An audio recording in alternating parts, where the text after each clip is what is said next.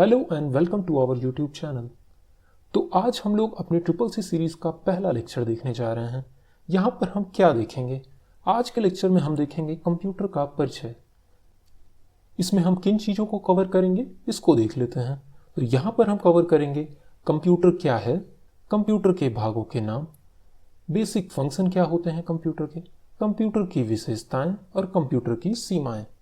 तो सबसे पहले मैं फिर से बता देना चाहता हूं कि अगर आपको नोट्स की रिक्वायरमेंट हो तो वो हम डिस्क्रिप्शन के सेक्शन में देते हैं, तो आपको अलग से नोट्स बनाने की ज़रूरत नहीं है। यहाँ पर आप सिर्फ लेक्चर पे ध्यान दीजिए। तो सबसे पहले देखते हैं कंप्यूटर क्या है। कंप्यूटर शब्द जो होता है वो कंप्यूट शब्द से बना है, जो कि एक लैटिन भाषा का शब्द है जिसका मतलब होता है कैलकुलेशन करना। अब आप ये सोच रहे होंगे कंप्यूटर तो बहुत सारे काम करता है, फिर इसका नाम कंप्यूट शब्द से क्यों बनाया गया? क्योंकि जब कंप्यूटर शुरू में बनाया गया था तो इसका एक ही काम था, वो था कैलकुलेशन करना। लेकिन आज के समय में अगर हम देखें तो जितने भी काम हम देखते हैं लगभग सारे काम में कंप्यूटर कहीं ना कहीं इन्वॉल्व जरूर होता है। चाहे हम गाना सुन रहे हों या मूवी देख रहे हों या हम गेम खेल रहे हों या मेल भेज रहे हों, कहीं भी आप चले जाएं, स्कूल कॉलेज हॉस्पिटल हर जगह पर कंप्यूटर का यूज़ आपको दिख जाएगा। अगर बात करूं मैं कंप्यूटर की, तो कंप्यूटर में मुख्यतः 3 काम होते हैं। सबसे पहले डेटा का इनपुट लेना, उसके बाद उस डेटा जो इनपुट लिया गया है उस पर प्रोसेसिंग करना, और आखिरी में आउटपुट देना। इसको इस तरीके से समझिए कि जैसे हमें 2+2 करना है तो पहले हम कीबोर्ड से 2+2 देंगे, उसको हम कहते हैं डेटा को इनपुट देना। उसके बाद कंप्यूटर उसे प्लस करेगा, तो कंप्यूटर जब उसको प्लस कर रहा होगा तो उसको कहते हैं प्रोसेसिंग करना। और उसके बाद जब प्लस करके हमें स्क्रीन पे 4 दिख जाएगा तो उसको कहते हैं आउटपुट देना। तो ये 3 काम कंप्यूटर मुख्यतः करता है। इसके बाद देखते हैं कि कंप्यूटर का जनक कौन है। तो कंप्यूटर का जनक चार्ल्स बैबेज को कहा जाता है। अब यहां पर मैंने इनकी एक फोटो लगा दी है, क्योंकि अक्सर हम लोग नाम तो पढ़ लेते हैं कि चार्ल्स बैबेज ने किया है, पर इनकी फ़ोटो बहुत ही कम किताबों में मुझे देखने को मिली थी, तो मैंने सोचा यहाँ पर इनकी फ़ोटो लगा देते हैं। कितना बड़ा आविष्कार किया है तो इनकी फ़ोटो तो यहाँ पर डिज़र्व करती है। इसके बाद देखिए, इनका जन्म लंदन में हुआ था, और लंदन में आप जानते होंगे भाषा क्या होती है, इंग्लिश।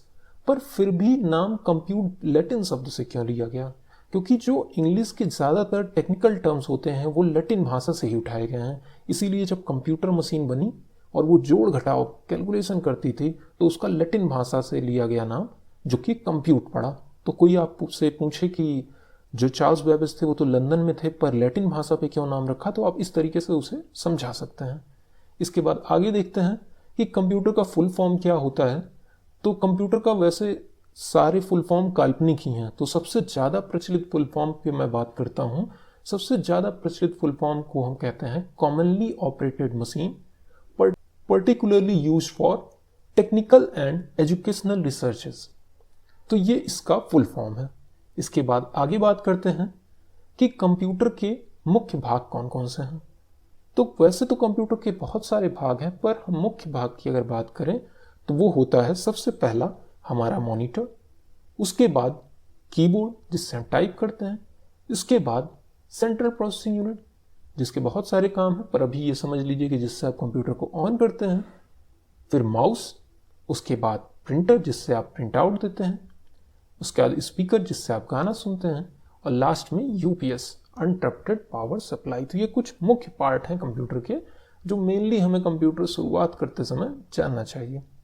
इसके बाद आगे देखते हैं कि कंप्यूटर के बेसिक फंक्शन क्या हैं, बुनियादी कार्य क्या हैं। तो कंप्यूटर के 4 बुनियादी कार्य होते हैं। इनपुट मतलब हम जो डेटा चाह रहे हैं वो कंप्यूटर के अंदर चला जाए।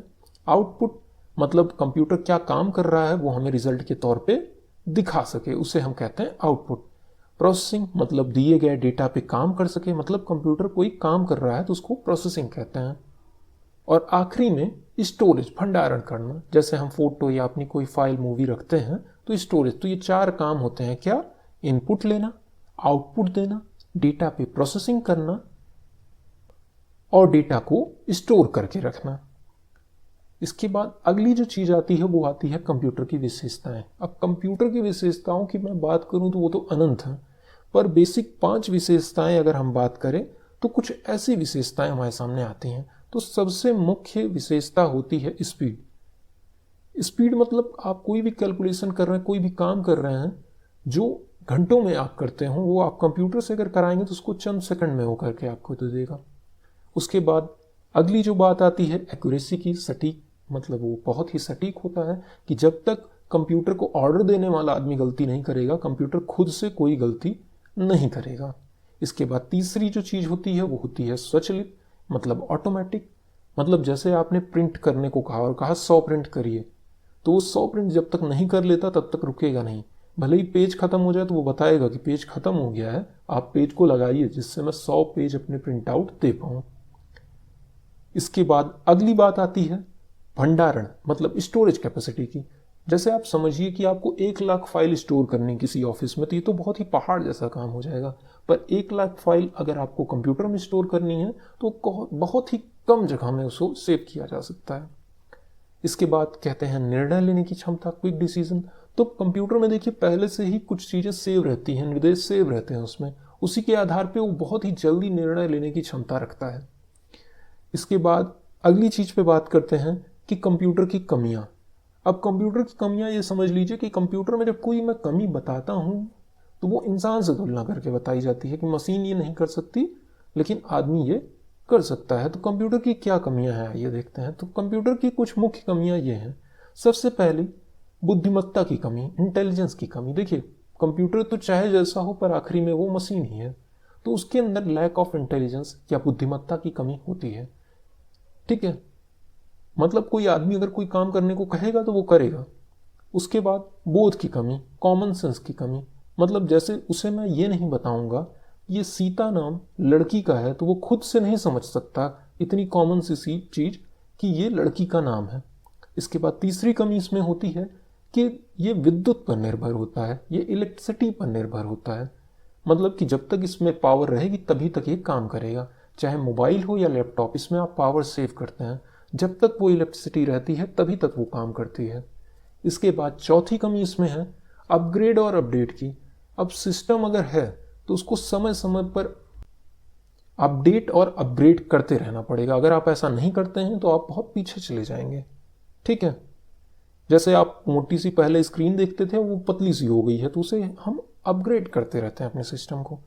और आखिरी है वायरस का खतरा। आप कितना भी कंप्यूटर में एंटीवायरस, फायरवॉल इंस्टॉल करते जाइए फिर भी वो वायरस का खतरा बना रहता है जिससे हमारी फाइल खराब हो सकती हैं। तो कंप्यूटर के इंट्रोडक्शन में हमने ये सब कुछ देखा। अगर आपको हमारी वीडियो पसंद आई हो तो हमारे चैनल को सब्सक्राइब कर दीजिए। अगर कोई डाउट रह गया हो तो कमेंट सेक्शन में आप अपने डाउट पूछ लीजिए, मैं ज़रूर से उसके जवाब दूंगा। मिलते हैं दूसरे वीडियो में। Thank you.